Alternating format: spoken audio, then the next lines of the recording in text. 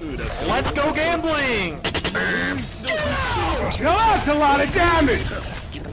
Animal bullets! Animal bullets! Hasta la vista, baby! Emotional damage!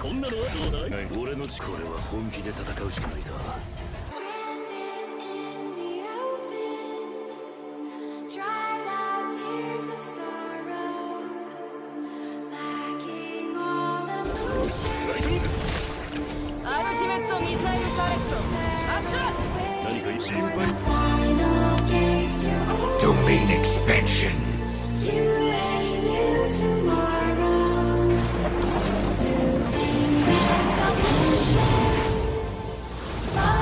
Malevolent Shrine.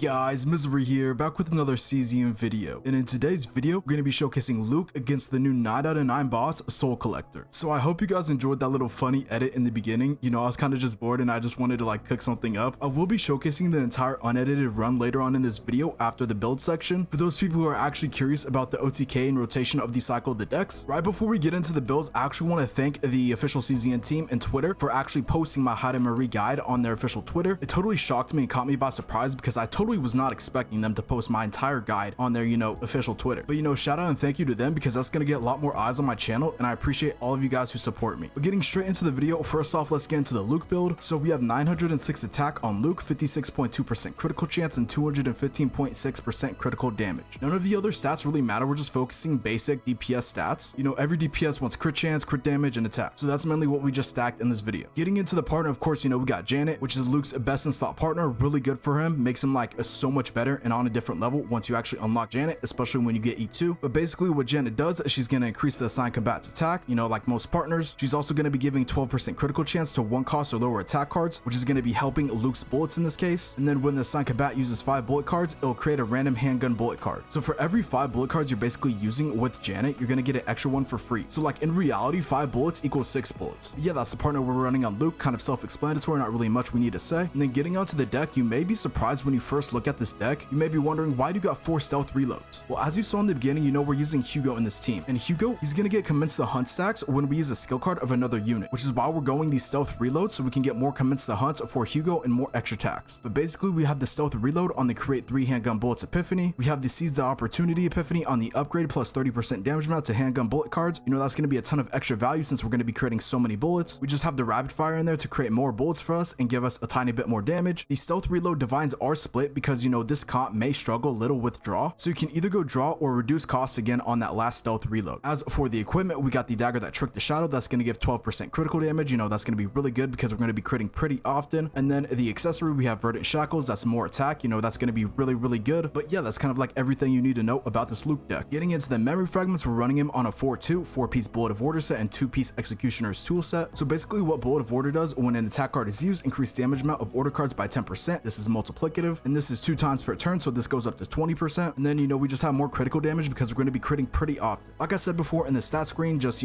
focus crit chance, crit damage, and attack for these substats. 4 slot main stat, you go crit chance. 5th slot is either elemental or attack, and then 6th slot is also attack. But yeah, that's kind of like everything you need to know about this Luke build showcased in this video. If you have any questions, let me know down in the comments and I'll try to reply to them. And then moving on to the Hugo build, so we have 1174 attack on Hugo because you really want to stack a lot of attack on Hugo for his potential. We have 56.5% critical chance and 189.2% critical damage. We are stacking extra damage on top of attack, crit chance, and crit damage because Hugo scales off at extra damage. It's going to be doing a lot of commence the hunts, which are considered extra attacks. So yeah, more substat hungry than Luke. But getting on to Hugo's partner, of course, we're running Tina, his designated partner. That's going to be his best in slot. Tina is going to increase the assigned combat's attack, but she's also going to increase the damage amount of order attribute extra attacks by 30%. And as I just said, Hugo scales off at extra attacks, so that's going to be really good for him. And then plus 50% damage amount to extra attacks activated through targeting attack cards. Kind of like straightforward straightforward and self-explanatory. Not really much we need to say about Tina, except that like she's just best in slot for Hugo. And then getting onto the deck we have for Hugo, we have 3 divines on hunting instincts. We actually triple split epiphany this. So as you may see, the hunting instincts are actually triple split divine epiphanies. They're not the same. The first one is going to have reduced cost. The second one is going to have draw 1 cards of this unit. And then the third one, at the start of each turn, when this card is the first card used, you'll draw 2. So triple divine splitting these epiphanies is how you're going to get the most value out of Hugo. And then for the Dingo Howling upgrade, we also have a reduced cost divine on that, which is going to allow us to draw 1 attack cards upon gaining commence the hunt. But this is OTK, so we don't really get much value out of that. But this deck can be used for, longer term content. So, it really would shine for longer term content. And then we have Fixer's Approach, increase extra damage amount of the commence the hunt by 50%. Going to be giving a lot more extra damage since, you do so many extra attacks with Hugo. And then we just have a standard quick shilling on the gain 1 AP divine. It does have apply 2 agony to the target neutral epiphany. In case you are running a 2-piece agony set on one of your units, you can get the agony proc that way and get more extra damage that way. But that's kind of like a real min-max, and you don't necessarily need to do that. Got pretty lucky on the equipment, 18% attack Cthulhu gun.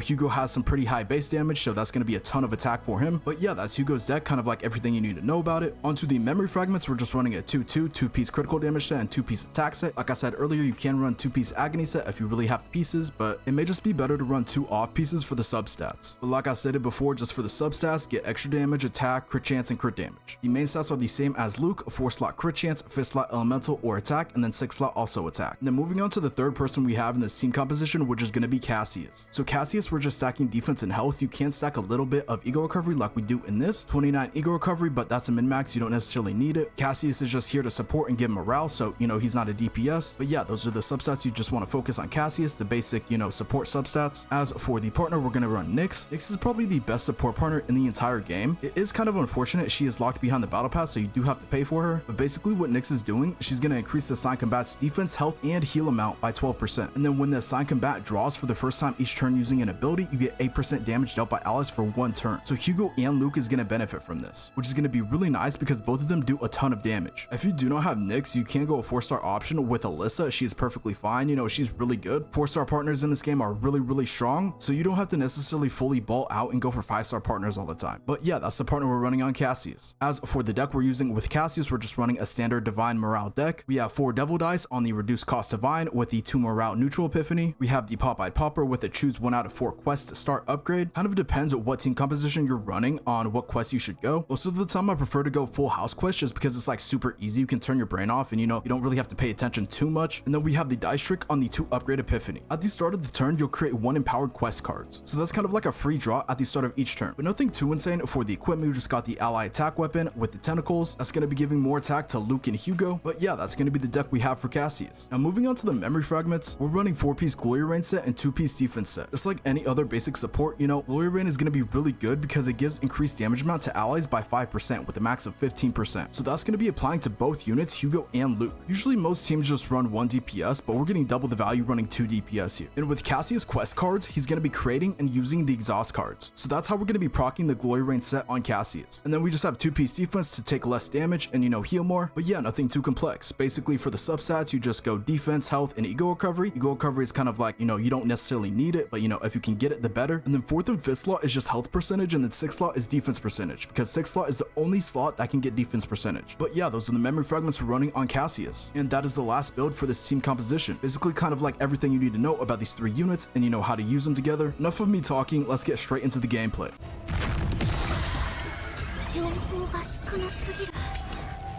何かいい狩猟開始だ派手に行こうかねこんなのはどうだい俺の力が必要狩猟開始だ裏か表かもう一度振ってみていけライトニングディーカ気づかれないさ行こうか行けライトニング見事な攻撃でした派手に行こうかこんなのはどうだい裏か表か何かいい考え俺のこれは本気で戦うしかないだ派手に行こうかもう一度振ってみいけライトニングアルティメットミサイルターレット発射何かいい心配するなこんなのはどうだい準備はできてファイヤーいけライト俺の力がいいかいけライトニングダストショットいけ準備はできる。気づかれないさ。行こうか。準備はできる。行こうか。ファイヤー。準備はできてる。行こうか。出す。ライトニング。そこか。隙ありだ。気づかれないさ。ファイヤー。準備は行こうか。出す。ライトニング。